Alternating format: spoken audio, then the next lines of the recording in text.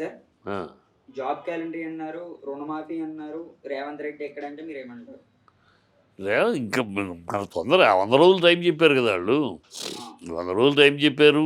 ఇప్పుడు వాళ్ళు చేయలేరమ్మా. ఇప్పుడు ఎందుకు ముందు ముసలి కానీ హ్మ్. వాళ్ళు ఈ రేవంత్ రెడ్డి ఒట్టి నోటికొచ్చింది ఏదో మాట్లాడేశారు. ఆ కాంగ్రెసు ఏమీ జరగవు. ఆర్థికం ఆర్థికంగా వీళ్ళకి అంత కెపాసిటీ లేదు. పరిపాలన డబ్బు ఖజానాలో డబ్బులు లేకపోయినా ఎట్లా సమర్థించుకుని సమస్యలు ప్రజలకి ప్రజా అవసరాలు ఎట్లా ముందుకు తీసుకెళ్ళాలి, ఆ పాలనా విధానం వీళ్ళకి ఈ కాంగ్రెస్ ఇన్నాళ్ళు ఎన్ని సంవత్సరాలు ఉన్నా కూడా ఎన్ని పరిపాలించినా కూడా దాచుకుంటూ తప్పితే వీళ్ళకి ప్రజా పరిపాలన తెలియదు కదా. వీళ్ళకి ఎప్పుడు గ్రూపులు కట్టడాలు, నువ్వెంత తినగలవు నేనెంత తినగలం, ఎవరికి ఎక్కువ తినే అవకాశాలు వస్తాయి, అలా కలిసికట్టుగా ఎంత తిందాం, ఇయ్యే కదా వాళ్ళు. కానీ ఈ నోటికి వచ్చిన ప్రామిసులు చేశారు. ఈ ప్రామిసులు చేయరు. ఇప్పుడు దానికోసం ఖజానా డబ్బులు లేవు అవి లేవు అని డొల్ల మాటలు మాట్లాడు. ఖజానా డబ్బులు లేవని కూడా తెలుసు. ఎలక్షన్ అప్పుడు అందరికీ తెలుసు. ఏమి మేమేమి బీఆర్ఎస్ ఏమి గతంలో దాచిపెట్టలేదే. మా అంతా ఖజానా నిండుగా ఉందని అప్పులే ఉన్నాయి చెబుతూనే వచ్చి అప్పులతోటి క్యాపిటల్ ఇన్వెస్ట్మెంట్ చేసాం, అప్పులు తెచ్చాం, ప్రజా అవసరాల కోసం క్యాపిటల్ ఇన్వెస్ట్ చేసాం, ఆస్తులు పెరిగినాయి, తెలంగాణ యొక్క వైభవం పెరిగింది, తెలంగాణ పర్ క్యాపిటల్ ఇన్కమ్ పెరిగింది. ఇవన్నీ మేము చెప్తా ఉన్నాం. మీకు అవి చేత కాకపోతే పరిపాలించడం చేత కదా లోన్. వీళ్ళు ఒట్టి గాలి సోది మాటలు తప్పితే వీళ్ళు ఏమీ చెయ్యరు. జాబ్ క్యాలెండర్ కాదు కదా, ఏ క్యాలెండర్ ఈ ఎన్నికలు పైన ఎంపీ ఎలక్షన్స్ అయ్యేదాకా ఏదో ఇట్ట నాటకం ఆడతా అంటారు. ఎంపీ ఎలక్షన్ అయినాక వీళ్ళ గ్రూపులు తయారవుతాయి.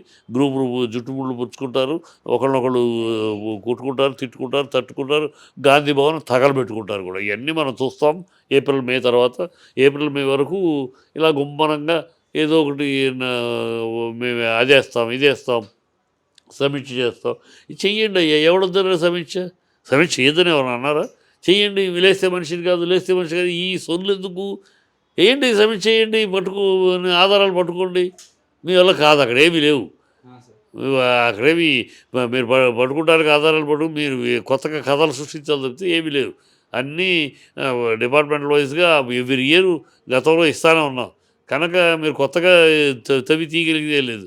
ఊనే సొల్లు ఈ మీడియా ముందు వచ్చేసి మేము అది చేసాం ఇది చేసాం సమీక్ష చేస్తున్నాం, ఇవాళ అది ఏం పట్టుకొని ఇదో సమీక్షలు చేస్తున్నాం, ఇదే సొల్లు.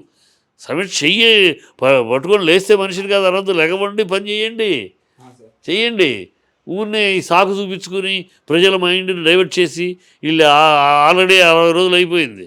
ఇంక 100 రోజులు అన్నారు. 100 రోజులు 6 హామీలు ఎక్కడ చేస్తారు మీరు? అక్కడ తంతన్నారు. ఎలక్ట్రిసిటీ బిల్లు కట్టమంటే ప్రజలు తంతన్నారు. మీరు ఇచ్చిన హామీ ఏమైందని.